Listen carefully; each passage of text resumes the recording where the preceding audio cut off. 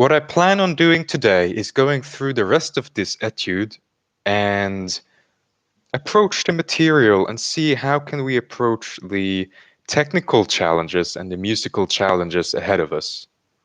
So that's the plan for today. I'm going to try to get through the rest of the etude.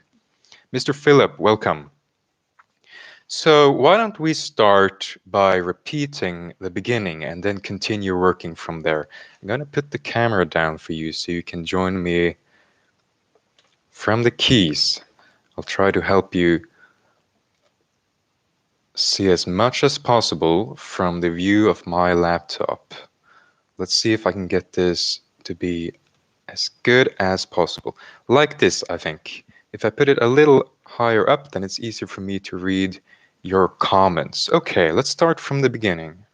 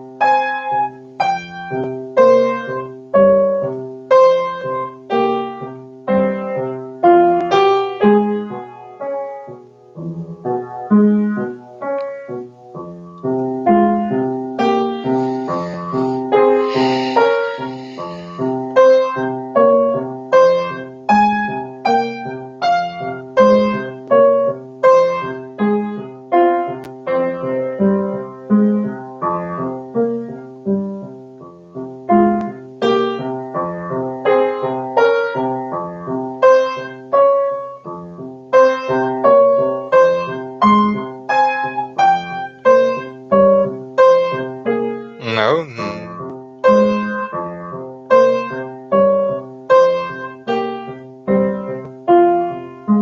So that was the first part. And now a little slower through the next part.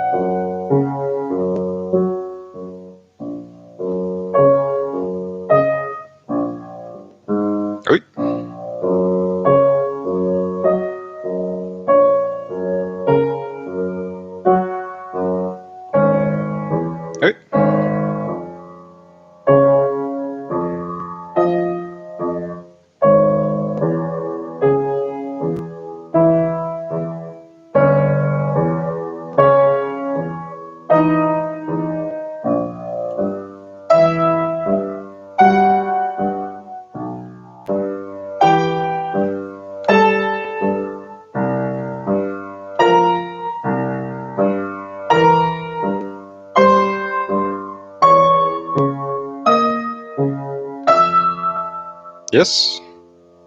No, that's not right.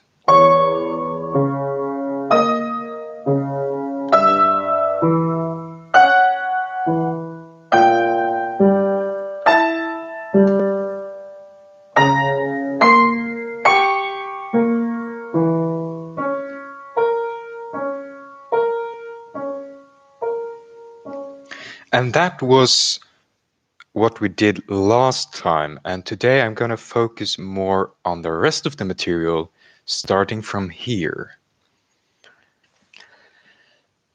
Yes, and welcome Corey as well. So what we're doing now is very interesting, this next session.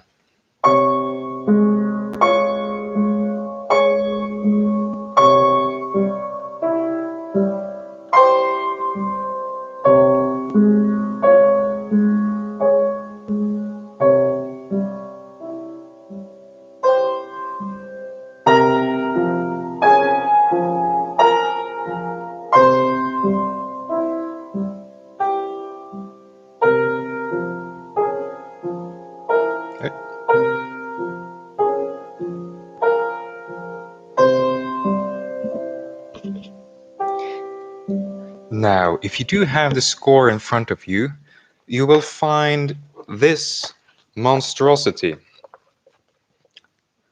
Let me see if I can show you the correct bar. Yes, so what do we have here? This bar. You see the quintuplet over 6? Now that's a beast. What piece is this? This piece is Chopin etude, opus 10, number 9, and you may know it as something like this.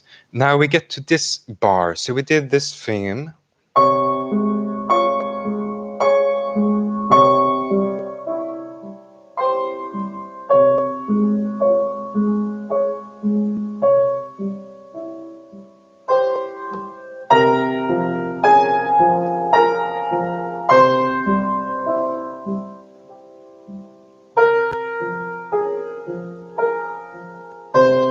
And what do we do now? We have 5.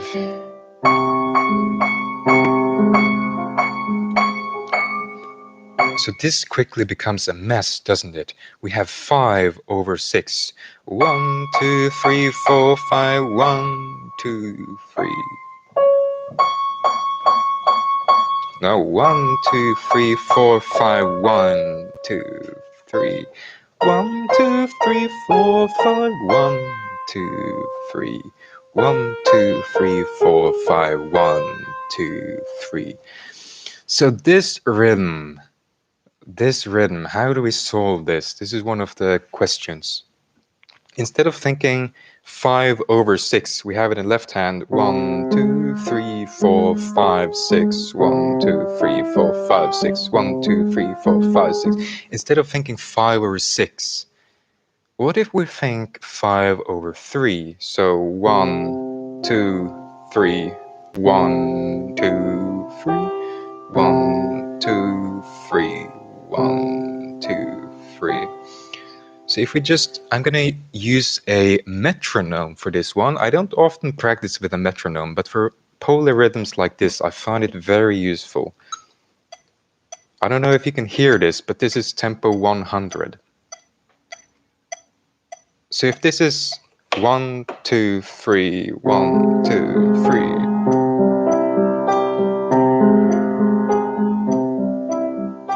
Then I get 1, 2, 3, 4, 5, 1, 2, 3, 4, 5, 1, 2, 3, 4, 5, 1, 2, 3, 4, 5.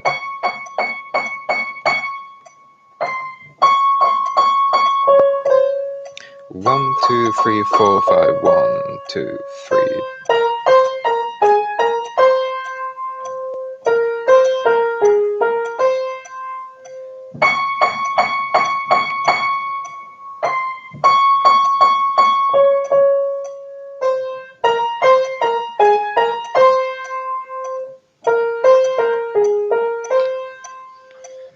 Yes, I think that might be useful. Now if I can try 1, 2, 3, 1, 2, 3, 1, 2, 3, 1, 2, 3.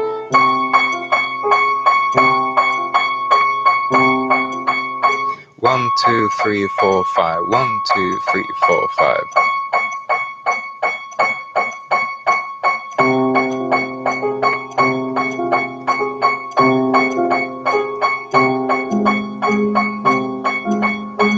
One, two, three, four, five. 1, 2, 3, 4, 5.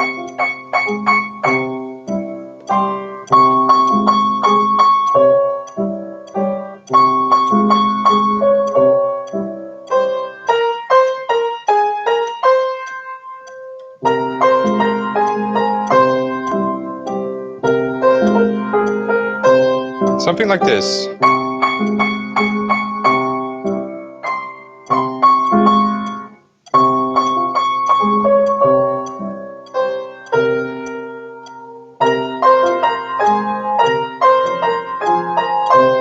Maybe a bit faster. Something like that.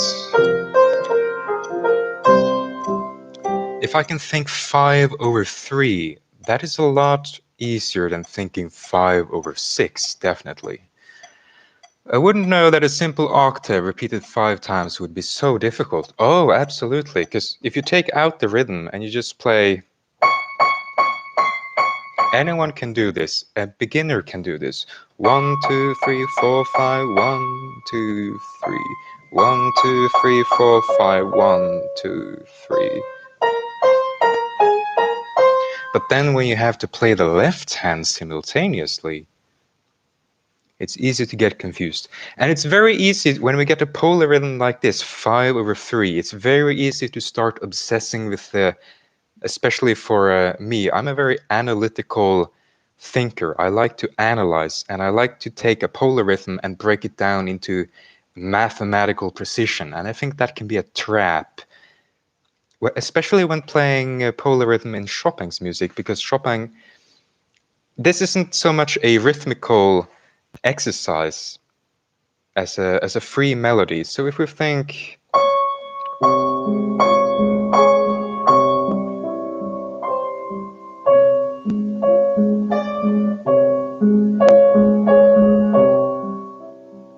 there's a phrase here, and the phrase has a direction. Tum tum tum tum.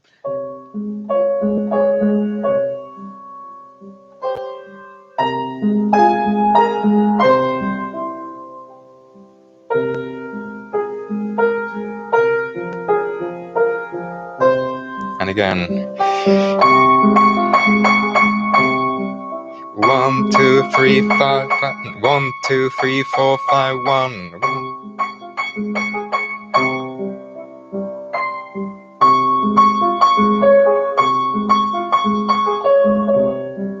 So if I think it as a phrase as opposed to thinking it as a rhythm, I think it will be easier to shape it correctly. And he writes,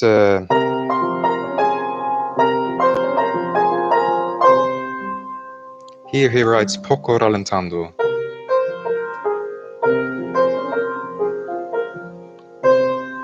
So you have to stretch out the phrase in time, and if you're trying to place it like mathematically correctly, it becomes very difficult to phrase it musically.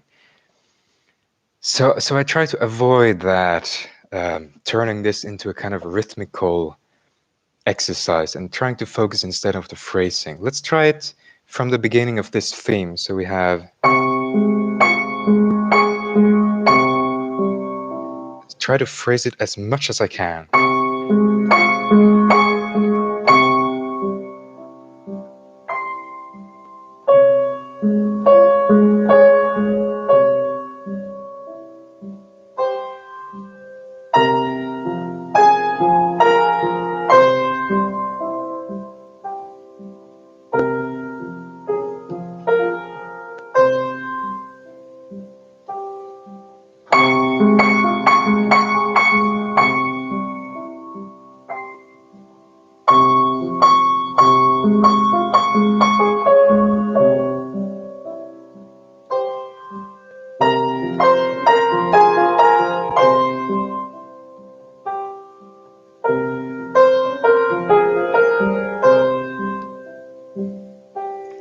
So right now, as you can hear, I'm not trying to make it like mathematically perfect, this polyrhythm.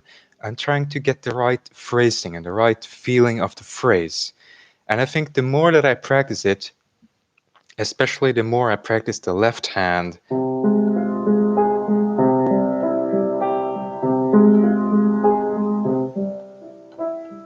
and the more independence I achieve in the left hand, the easier it is for me to place the right hand, to phrase the right hand and to align. The most important parts are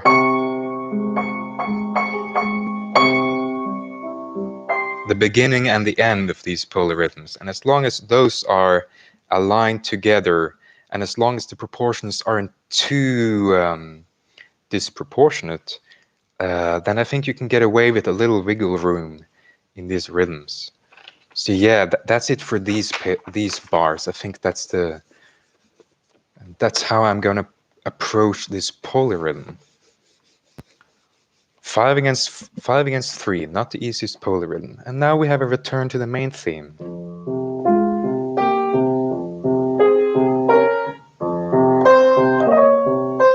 and we have a new element. We have this mordant, this little trill, where we previously only had single notes.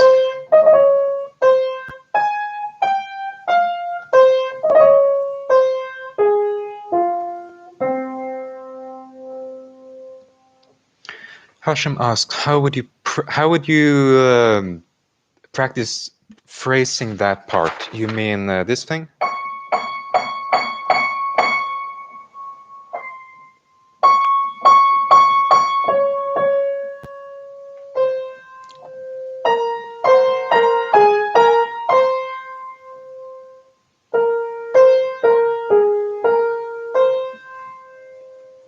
I would practice phrasing this with the right hand alone, obviously, and I would try different phrases, different phrasings, such as is it from the first till the last,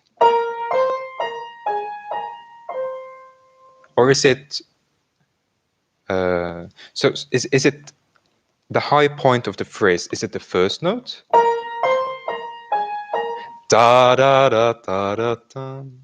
Or is it the last note? Da da da da da dum.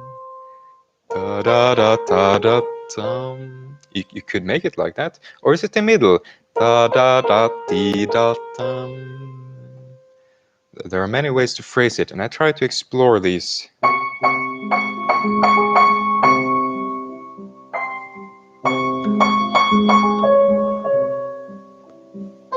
So in this, I think it's kind of obvious. It goes to dum dum dum dum dum dum dum dum ta da. He even writes an accent on that particular note. So I'm going to do it like that.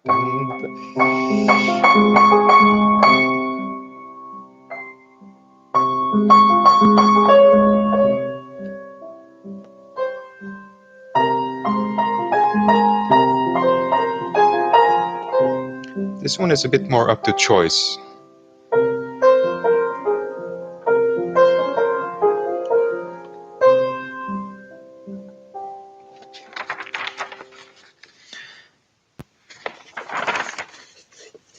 You're sneaking away from your mother to watch the live stream.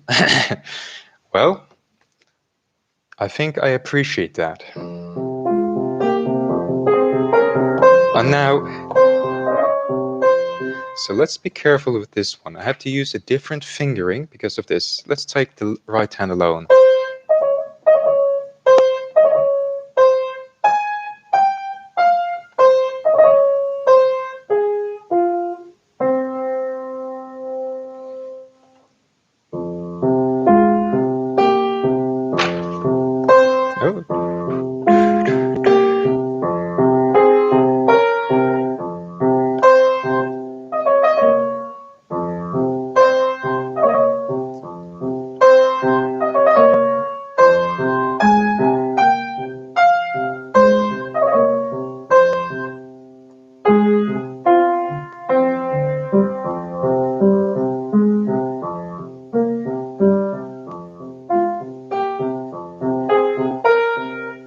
Remember what I said in the previous stream about the non-legato. Chopin writes these phrasing lines, but he also writes staccato. So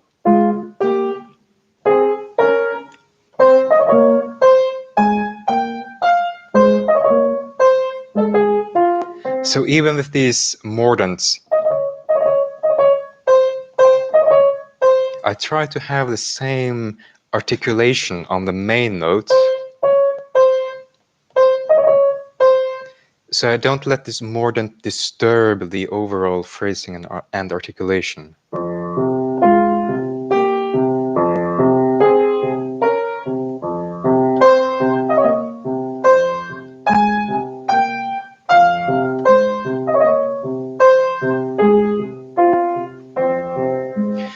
And this is kind of clever writing in a way. And this is a good practice tip if you're playing anything Bach, anything Baroque, anything that has all these mordants, also Chopin. I would always recommend a student to practice it without the trills, without the mordants, without the ornamentation.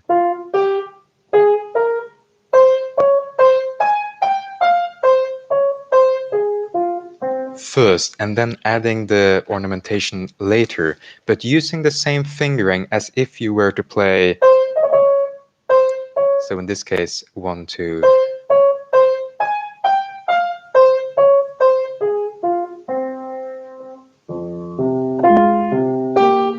If only this page would stand still.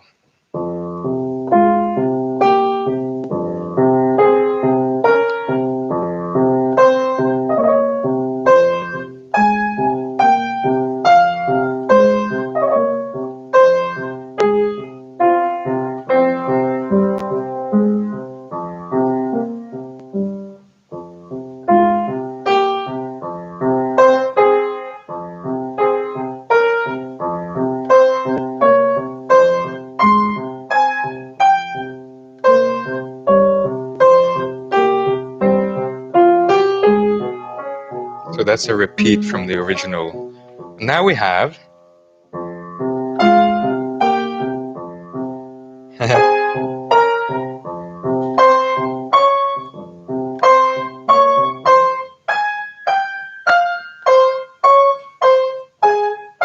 we have the main theme now in octaves. Hello there. Have I got the left hand to tempo yet? I have not, and that is not my focus at the moment. The focus at the moment is getting through this etude till the end. And I'm now at the second part where the main theme returns in octaves. Maybe I do 4, 5, even if it's not supposed to be played legato.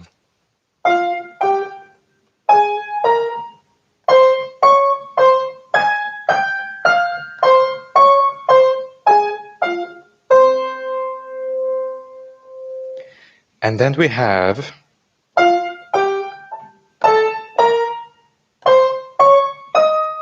and this is actually legato. And we have a development.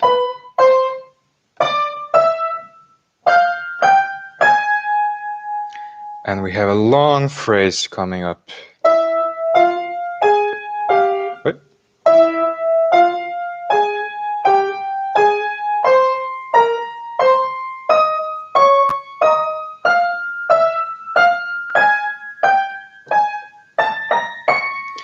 And there are many ways to solve this. I'm trying to solve this at the moment. Maybe I will leave this idea behind. But at the moment, I'm trying to play this long octave phrase legato in the upper voice. So 4, 4, 5, 4, 5, 4, 5, 4, 5, 4, 3, 4, 5, 4, 5, 4, 5, 4, 5, 4, 5. Now that sounds a bit complicated, but it allows me to play legato without looking at the keys. I'm not looking at the keys, I'm looking at the score. So I think that might help me out if I just memorize that fingering. Hashem asks, in the case of an octave,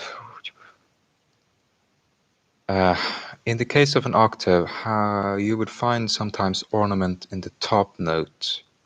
Any tips how to practice those? Yes, drop the lower note. So if I have, for example, if I have to do with 4, 5, for example, 4, 5, 4, I would practice without the lower voice. So I would practice if that's the upper voice. And depending on the context, maybe I can I just tap the lower note, and maybe, if appropriate, I can use the pedal if this doesn't become too dissonant. There is one phrase, there's one piece of music where I have that exact challenge. And where was that? Let me just think for a moment.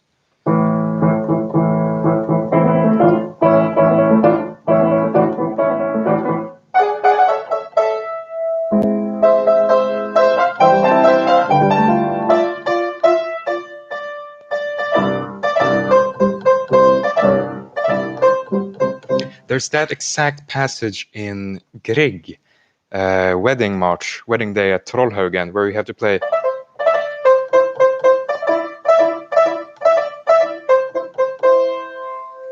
That's that exact passage. So I would then practice removing the lower voice and just doing the upper one. And rotations. Yeah. So back to Chopin. What do we have here? Let's look at the left hand. We have, by the time the octave theme comes, we have a change.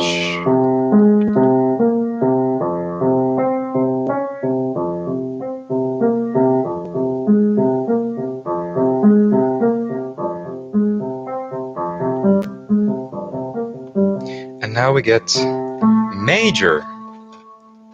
Now we get into major.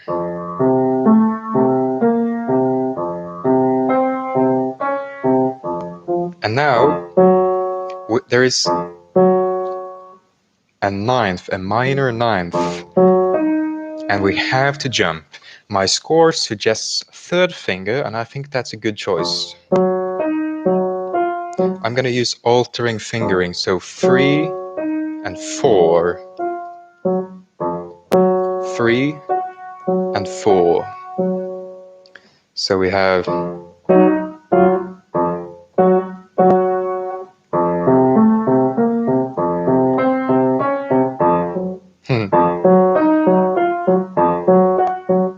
So I found out one way of practicing these jumps that I find to my liking is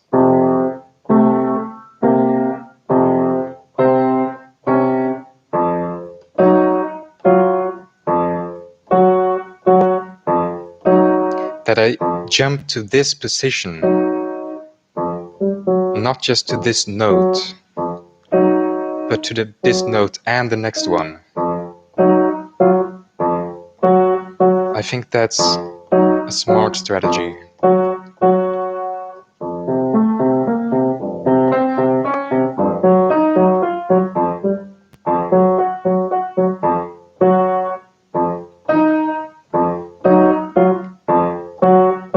I think so. And then we have a new, we're building again, something new. Maybe a second finger.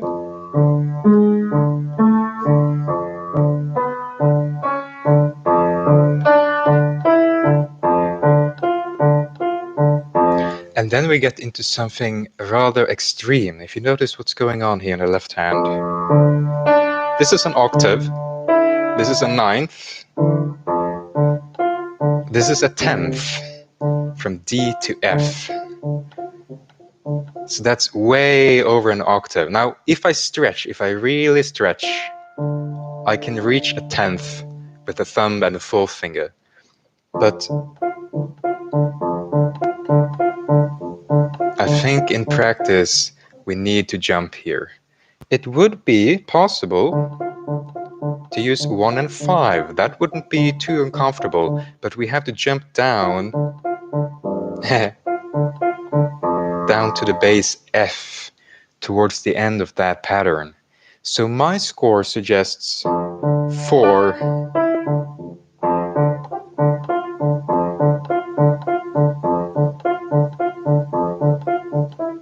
So 5, 4. And I think that's the only solution. You can always fiddle around with mixed fingering and so on, but playing a fingering in low speed is not the same as playing that fingering in high speed. And a fingering that might seem convenient, such as 5, might seem convenient when taken out of context, but if you have to play it in speed and then jump and then jump down to the bass note again. I don't know if fifth finger is gonna work, so even though fourth finger might seem less convenient, it does offer us an easier way to reach the bass note towards the end of the pattern.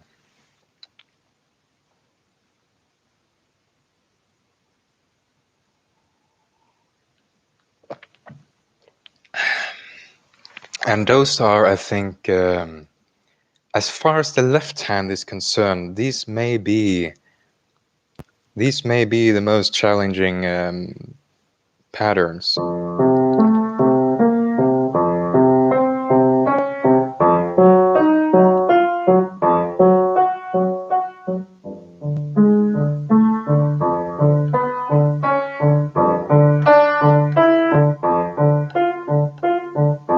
So far, everything that we have played, even this infamous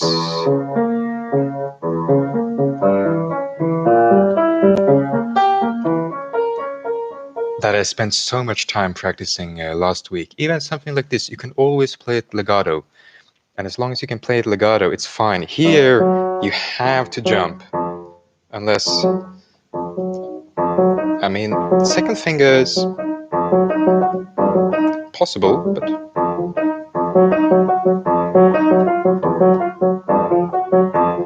but then you have these are over 2 octaves. There's no way to play them without jumping from key to key, I think. And that's what makes this section so much more difficult.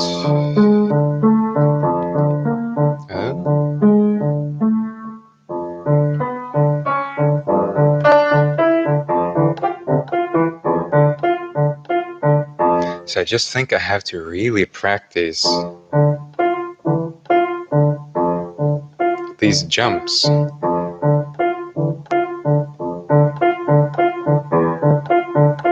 Just to get the accuracy. I don't think there's any way to cheat myself around jumps like these. But once we've gotten through that, it does become significantly easier in the left hand. We get 4 bars of this.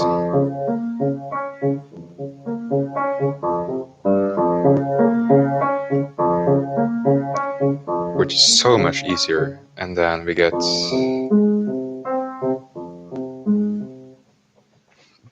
So how many bars of this pattern? It's 4, 2, 3, 4, 3, 4, and then 5th bar, and then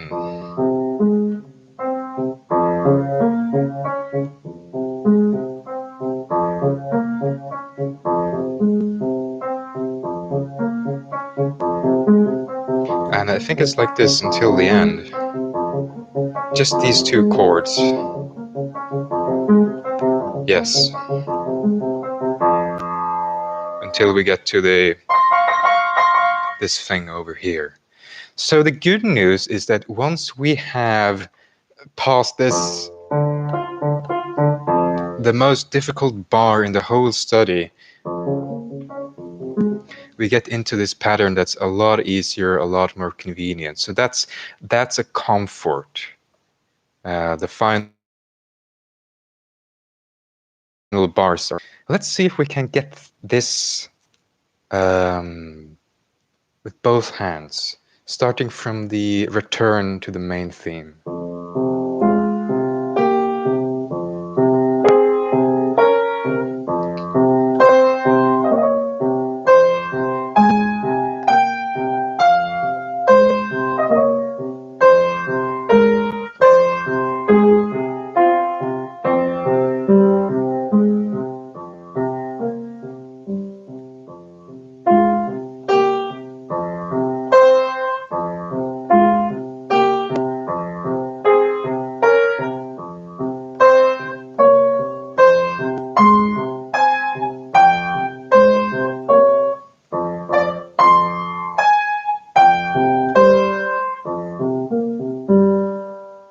One more time.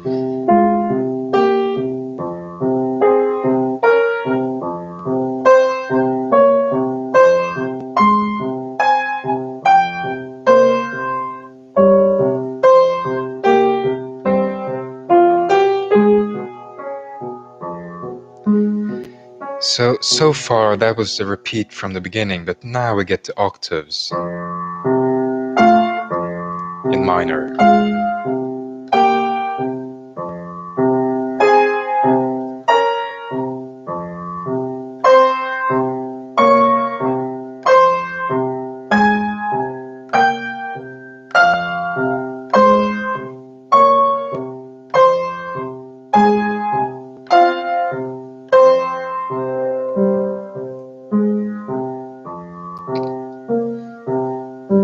And now we get major.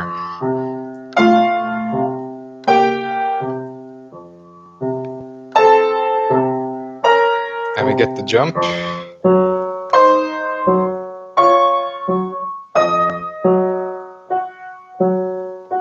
And now something even more difficult. Just let me take this slowly.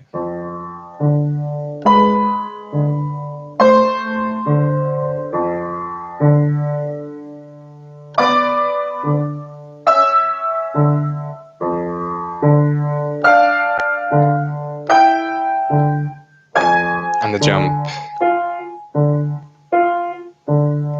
So let me take those few bars from the major in repeat, just the right hand and the thumb of the left hand. No.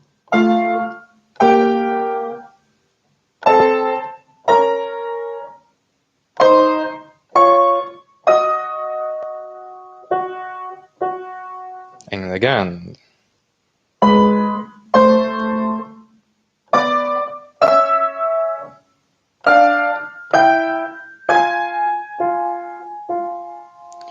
So let's repeat that. This is a kind of counterpoint.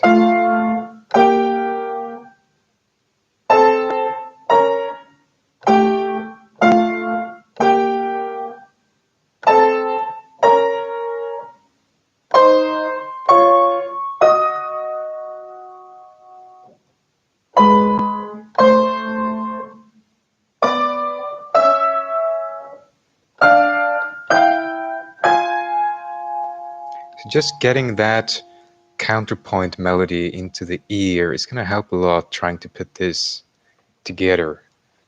Let's try with the left hand.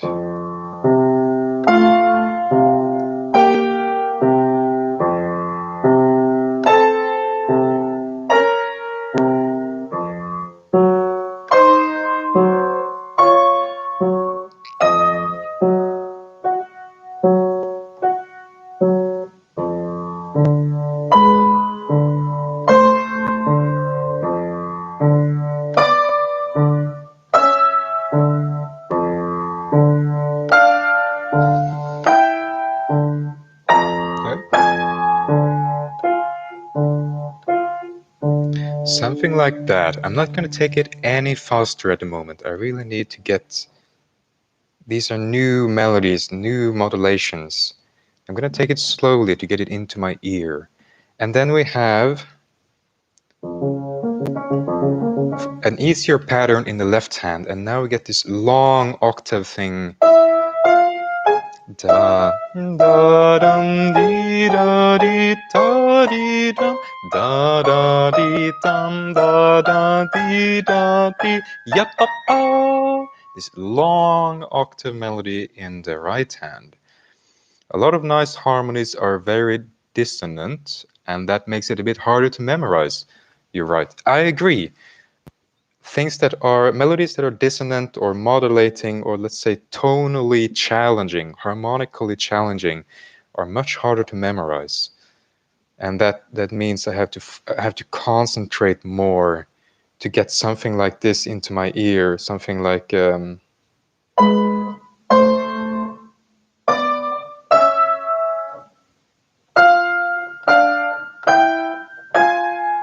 in the context of everything that's happening. Let's see if we can take the next part. This you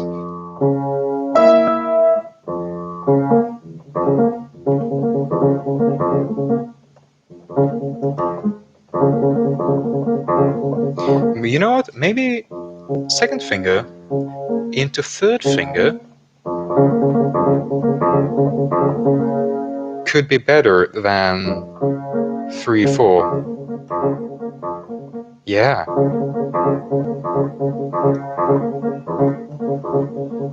I do think, let me take a note of that. The pencil is the practicing musician's best friend. So instead of playing third finger, as my score suggests, let's do second finger into third finger. My score generally suggests using the same fingering. Oh, wait. Oh, I do have to reach this. It's not like that. I have to reach this. Could I use 2 and 4?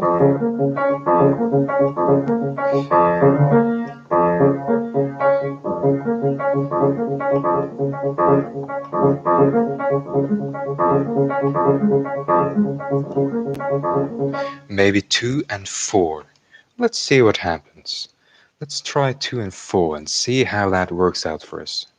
Because my score generally suggests third finger all the way for 4.5 bar. And I don't know, that sounds a bit tiresome to me. And some might say, well, alternating fingering, you're just going to stumble in your own fingers. Maybe I will. Maybe this fingering in full speed won't work. I'm open to that possibility of failure, but I'm going to try it.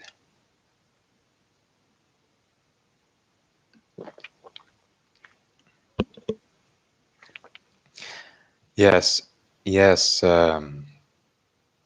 You're comparing Chopin's counterpoint to Bach, saying it's easier to memorize Bach. Maybe. It's certainly, Chopin's counterpoint tends to lean itself towards, well,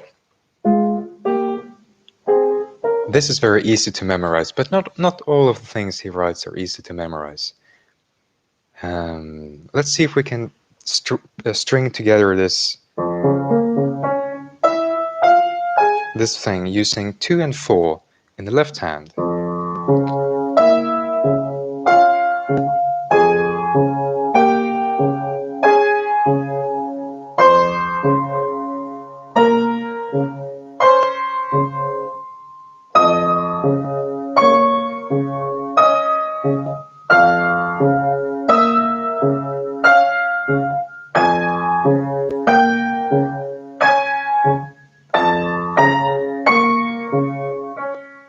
That wasn't too bad.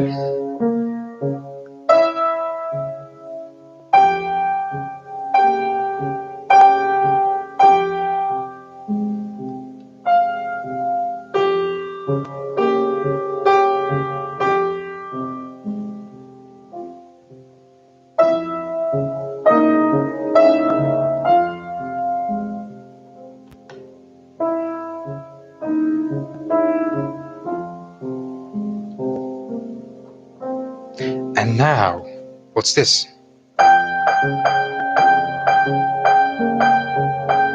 Now we have an even more interesting polyrhythm. It's not the same as the previous one.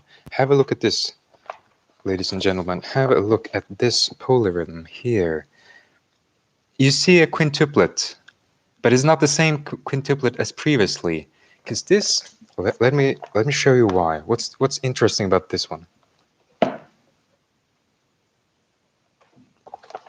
This is a quintuplet, but it's not over the 6 notes. This is a quintuplet that ends on the 5th. 1, 2, 3, 1, 2, 3, 4, and it ends on the 5th 16th note. This one is aligned with that one. What does this mean? So instead of having instead of having the quintuplet over the whole half bar, and previously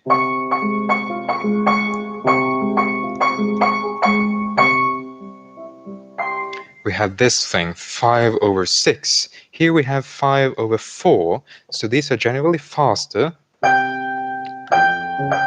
5 over 4. So 1, 2, 3, 4, 5, 1.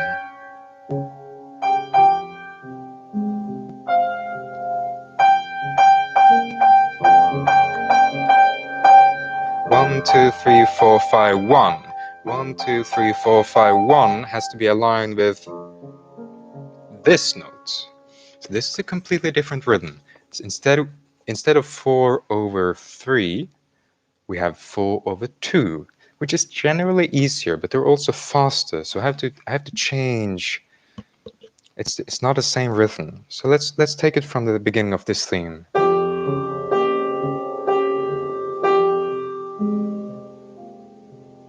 It was octaves.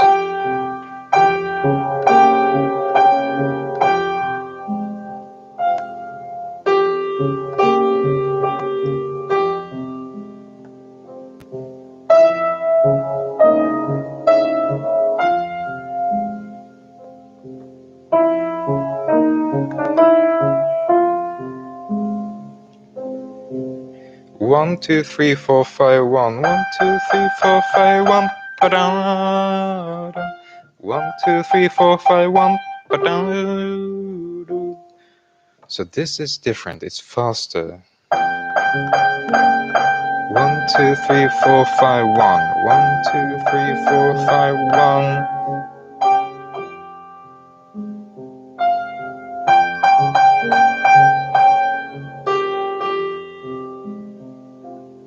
And now,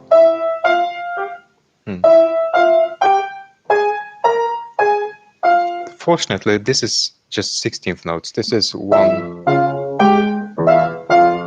Yeah. So these are perfectly aligned with the left hand. But the fingering, maybe 4, 5, 5, 4, 5, 4. Yeah. Maybe 3. That's a bit too much, I think. Let's make it easy. 4, 5.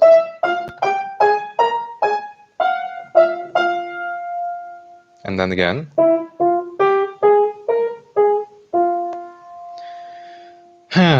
So let's just fiddle around a little bit with this new polyrhythm. This new polyrhythm here. 5/2. So if this is 1, 2, 3, 1, 2, 3, then the end of this quintuplet ends on the 3.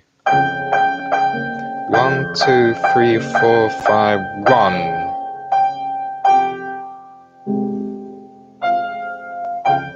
Let me just fiddle around with this a little bit.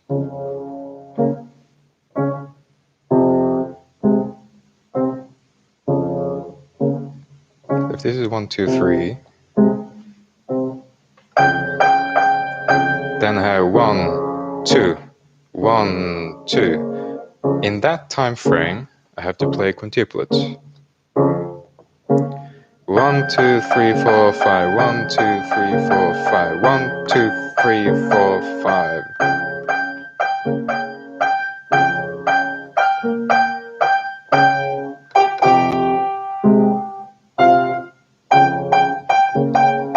One, 2, 3, 4, 5, 1. It's not my first time playing 5/2, but it's not often I do it, so it's kind of, I have to practice it again. And it's the thing is, the piece doesn't go in 2, right? If it had been all the way, then entering a quintuplet into that wouldn't be difficult. But because the whole piece is it's in 6/8, and we have this 3 feeling into it, it becomes becomes more difficult to insert this kind of rhythm.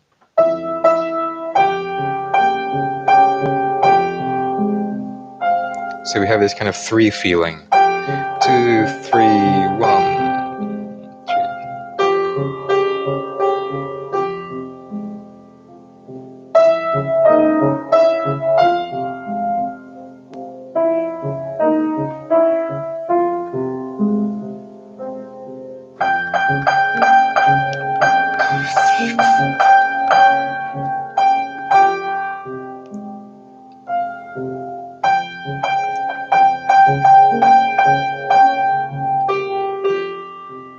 something like this.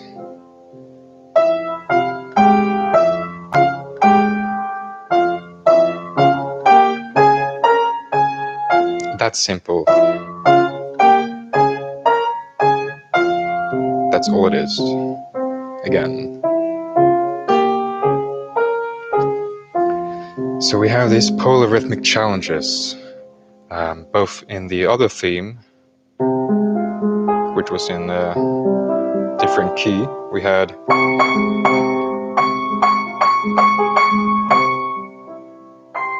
now we have something else.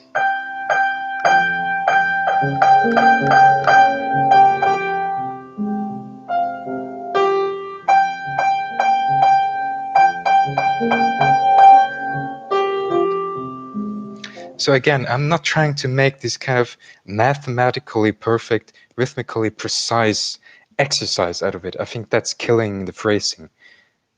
So instead, I try to focus on the phrasing. 1, 2, 3, 4, 5, 1, ba-dum.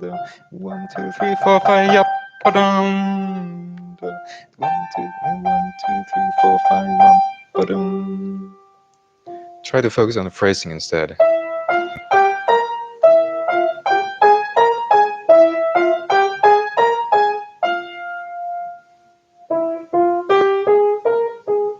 So that's going to be my strategy for that. Yeah, it's a really brain twister, these polyrhythms. Now, just for the end, we reached the end of the piece, and I'm going to try to wrap this up very soon. We have, in the end,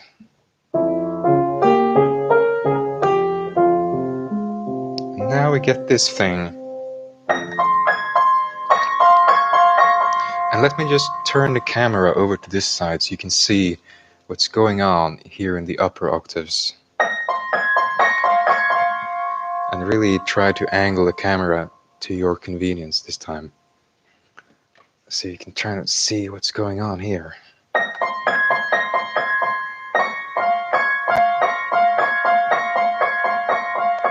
Can I give you an even better view? Let me try. I think that's as good as I can do it.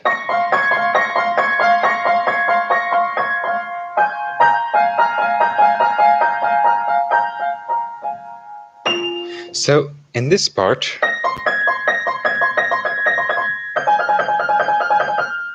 this has to be very fast.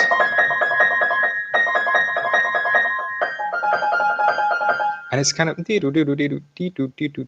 this pattern, not so easy.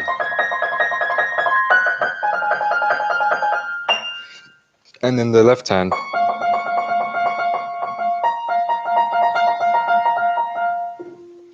these are 16th notes.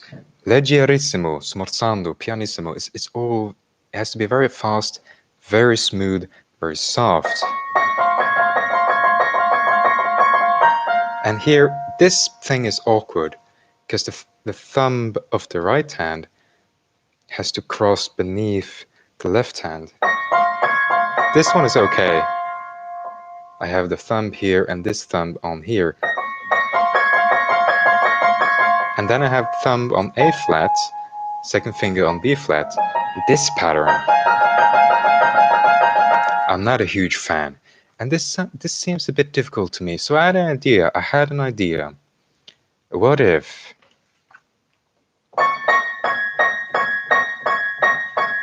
I change the distribution of notes from the left hand to the right hand and vice versa? So instead of, what if I do,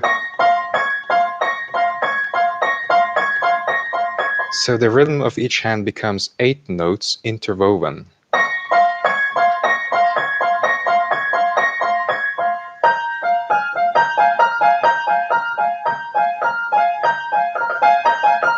So instead of relying on this rapid 16th note finger movements, I can do 8 notes with a wrist movement instead. That just seems so much easier to me.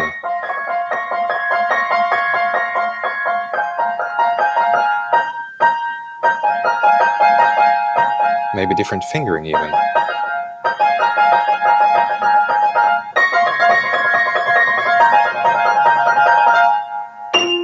Something like that just seems so much more convenient.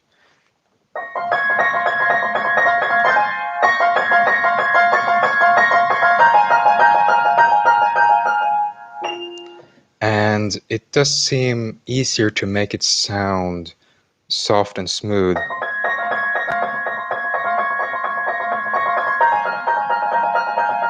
When I'm just doing a little bit of tapping with the wrist, as opposed to this dee da da do dee do da do dee do da do.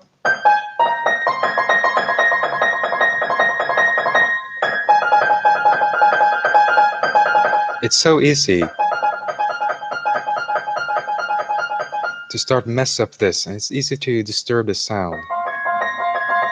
But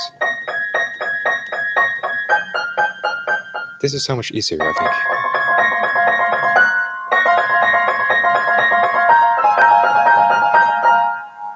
So I'm gonna try that distribution of notes between the hands. If it doesn't work, I'll go back to the original.